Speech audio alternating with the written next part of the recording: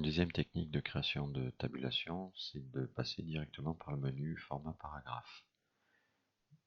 Donc ici par exemple, je vais appuyer sur la touche tabulation. Je peux écrire nom, tabulation, prénom, tabulation, la taille ici, et pour positionner à des endroits bien précis ces trois mots, donc je peux aller dans format paragraphe ici, ou l'équivalent dans la zone droite. Ici on se rappelle que la plupart des menus se trouvent ici, mais s'il m'en manque, comme les tabulations, je peux aller cliquer sur ce petit signe plus d'options, qui revient au même que si j'étais allé dans format paragraphe. Donc je veux placer nom à 2 cm. Je tape la mesure ici, 2 cm. Je retrouve les 4 possibilités de taquet de tabulation que je vais pouvoir choisir ici. On se rappelle que précédemment il se trouvait à gauche dans la barre, dans la règle. Donc à 2 cm, je pense à cliquer nouveau pour les rajouter dans la liste des taquets qui figureront dans la règle quand je sortirai de cette fenêtre. Prénom, je veux le positionner à 6 cm. Donc je tape ma mesure ici, toujours à gauche, et je vais placer un nouveau taquet de tabulation. Et enfin la taille. Donc taille sera une valeur numérique. Donc je souhaite que le séparateur soit aligné sur mon taquet de tabulation. Donc je vais prendre le taquet décimal ici et le positionner par exemple à 12 cm. Je pense encore une fois à bien cliquer sur nouveau. Donc dans la partie basse, j'ai trois valeurs, 2, 6, 12. Et on verra que lorsque je vais quitter ma fenêtre, elles seront positionnées à 2 cm, 6 cm et 12 cm, chacun avec le type qui aura été choisi ici. Le type, quand je prends 2, il me rappelle que c'est un type à gauche.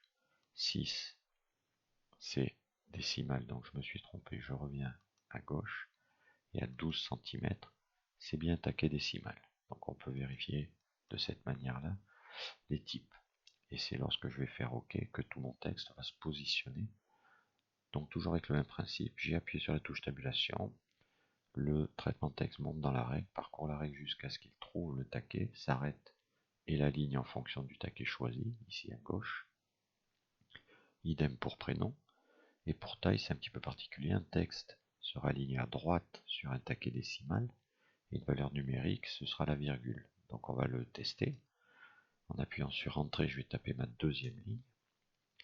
Donc je suis à gauche puisque l'alignement est à gauche, mais dès que je vais appuyer sur tabulation, je m'aligne sur le nom.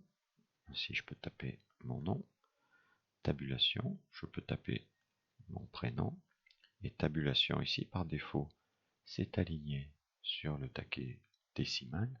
Si je tape la valeur numérique, elle est à gauche. Dès que je tape la virgule, elle s'aligne sur le taquet ici. Donc on voit que le taquet numérique a toute sa fonction. Bon, alors je ne mesure pas cette taille-là. Voilà. Donc, les taquets de tabulation, il ne faut pas oublier que tout ce qui est en bleu dans le traitement de texte, c'est affiché grâce à ce signe ici que nous pouvons désactiver, mais ce qui nous empêcherait de comprendre pourquoi le texte se comporte ainsi. Donc en affichant ces marques-là, on comprend qu'on appuie sur tabulation.